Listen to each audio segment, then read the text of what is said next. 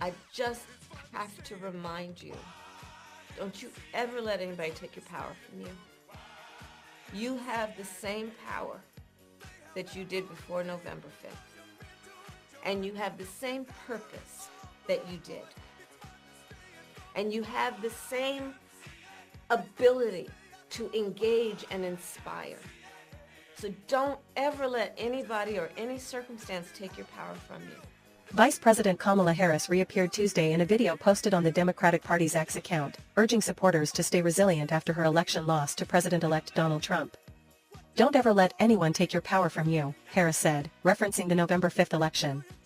She emphasized the importance of purpose and inspiration, encouraging supporters to remain engaged. The VP, who recently vacationed in Hawaii and returned to California for Thanksgiving, appeared tired in the 28-second clip, sparking online speculation about her demeanor.